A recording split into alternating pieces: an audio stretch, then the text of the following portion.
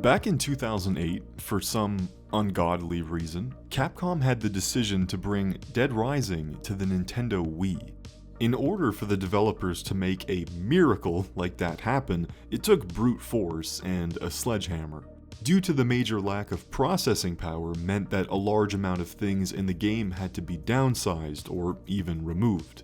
It essentially became Resident Evil 4 with a coat of Dead Rising paint. The game then didn't have much appeal to anyone who was already playing it on Xbox, as willingly playing it on the Wii is like asking for your beer to be watered down.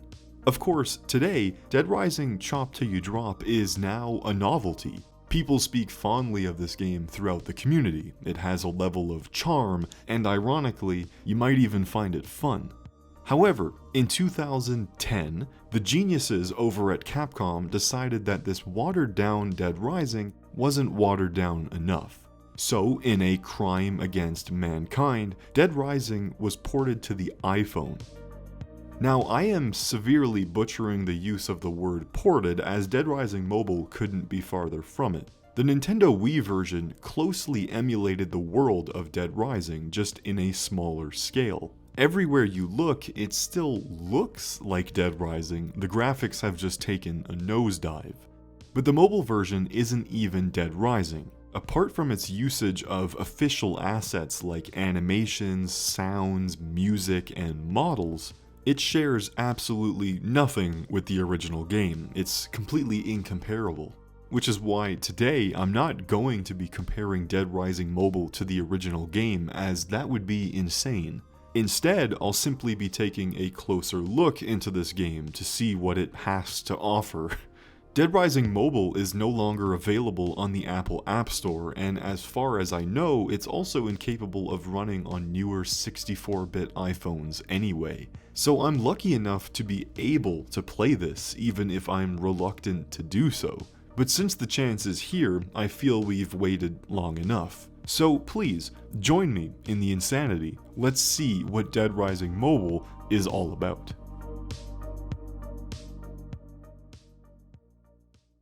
Now, Dead Rising Mobile doesn't actually have a story, even if it pointlessly opens with Frank's intro cutscene. The game instead focuses on side quests, but they are unlike anything we would encounter in the original game. This game doesn't have survivors or psychopaths to physically encounter, and instead, characters from the original game will ask you to complete tasks for them, which are usually retrieving a single item, such as Cheryl asking you to bring her some cheese. Otis will ask you to take care of the more important requests, such as dealing with various disturbances throughout the mall.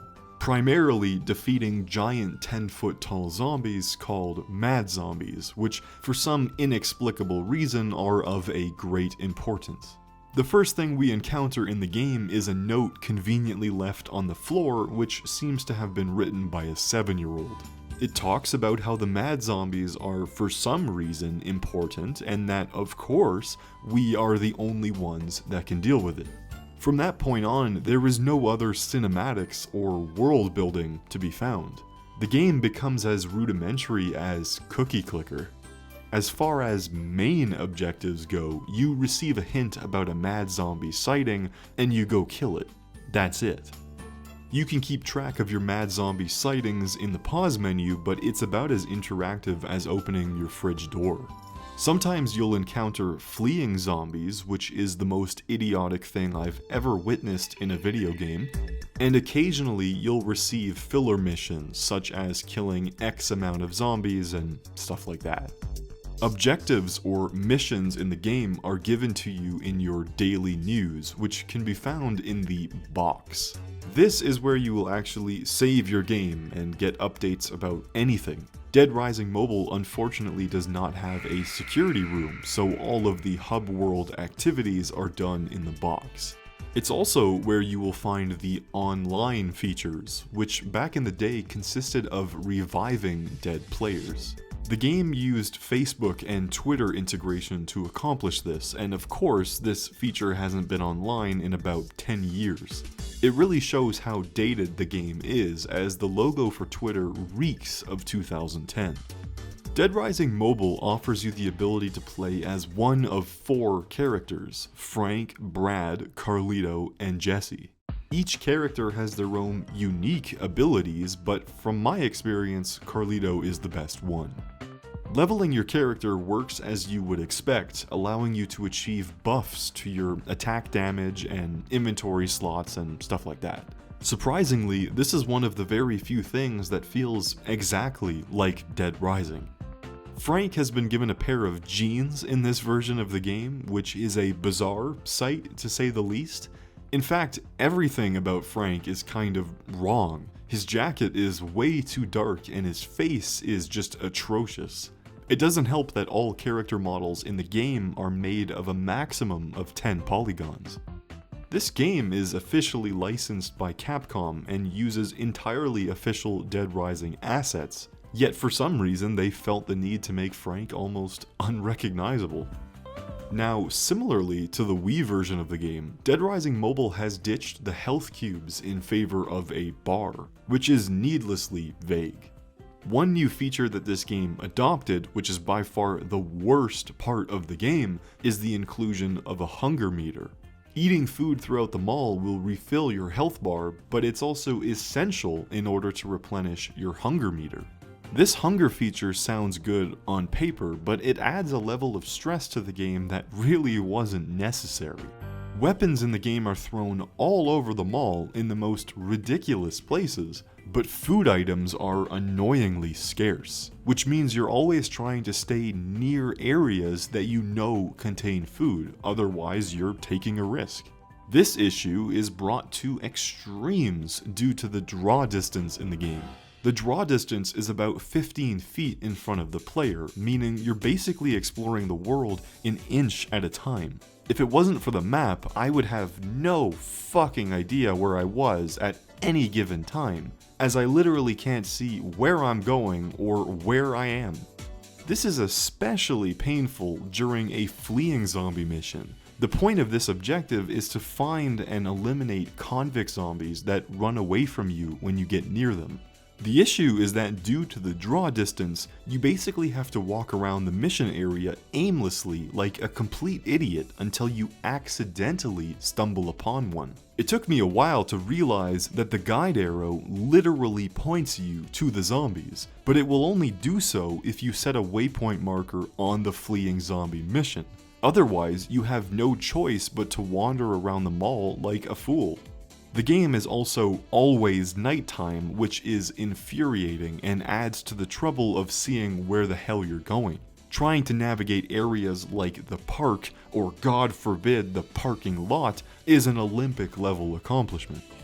The mall in this game is not actually Willamette Mall, and apart from its recycling of a few stores and a majority of the textures, the mall is completely unique. The mall being entirely different is one of the few genuinely interesting things. It means that you can't explore the world the same way as you would in the original game, as everything is foreign and out of place.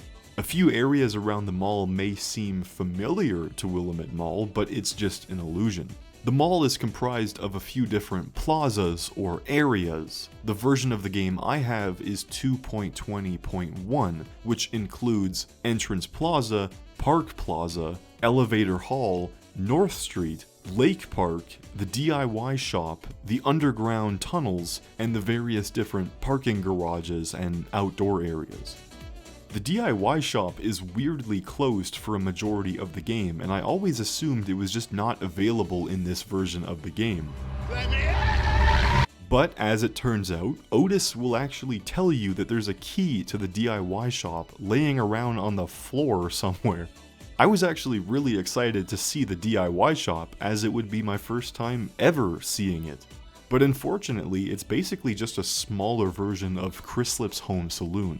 It recycles probably 90% of the textures from Chrislip's, and I'm not really sure why this area was worthy of being locked. It's pretty boring. Similarly, there's also a sealed-off plaza called the Amusement Plaza found in the Park Plaza, but despite my best efforts, I can't figure out how to get in there, so I'm going to assume it's just not available. Same goes for this unknown store or plaza connected to North Street. I have no idea why it's sealed off, and will probably never know. Hilariously, and rather unsurprisingly, the mall's name is actually the DR1 Shopping Mall, which is the most unimaginative name you could possibly come up with. It's even misspelled as the Shoppinge Mall in the Park Plaza, which just makes the game 100 times better. The mall is really unique, and by far the most exciting part of the game. It's a whole new world to explore within the Dead Rising universe. The only downside is that exploring anywhere in this game is an awful experience due to the draw distance. It feels extremely claustrophobic to explore the mall, as you can't really tell where anywhere leads. What makes it even worse is that you don't actually have any control over the camera. In the original game, it felt very natural for the camera to be rigged around the player on a gyroscope, allowing you to look around. In Dead Rising Mobile, the camera is fixed to the player's back and only moves if you turn around suddenly. It honestly just gives me motion sickness, and whoever approved this camera style should be shot, in my opinion. In the options, you have the ability to unlock manual camera, but it's even worse as it takes about 10 seconds to completely rotate the camera around the player. Probably the only saving grace is that the game allows you to reposition most of the interactive UI buttons on the screen, which doesn't necessarily make up for all the other bullshit that plagues this game, but it's a welcome feature. Guns are by far the most effective item in the game, but the downside to using them is that you can't freely aim.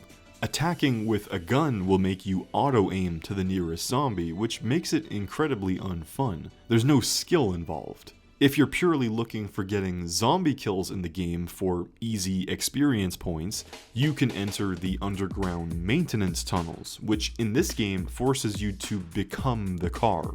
You can't walk around in the tunnels like in the original game anymore. There's not really much to say about this, it's pretty uneventful, but one thing I absolutely hate is that due to the draw distance, you have no idea where you're going, and suddenly, out of nowhere, you run into these stupid ass barricades placed all over the place, which forces you to back up, turn around, and try another direction, and hope the new direction isn't another barricade.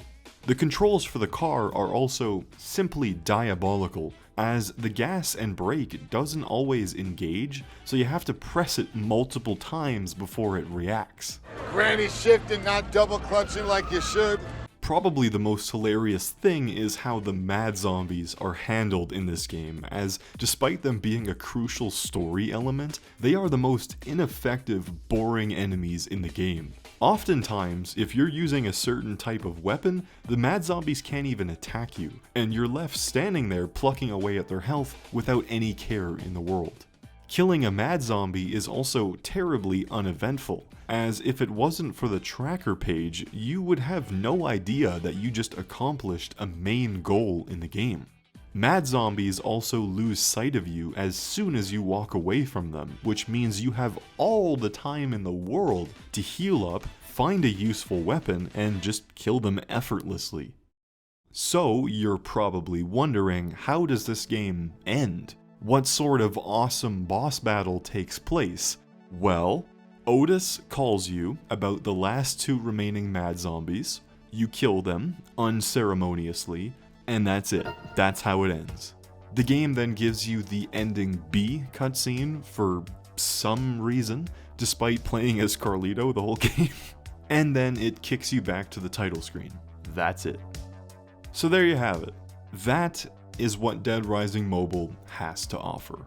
The question is, has the game improved over time? Has it grown into its own subgenre of the Dead Rising community? Well, not really. There is a lot about Dead Rising Mobile that is worth checking out at least once. You know, before you die kind of thing. But all of the issues that plague the game make it almost disgusting to endure.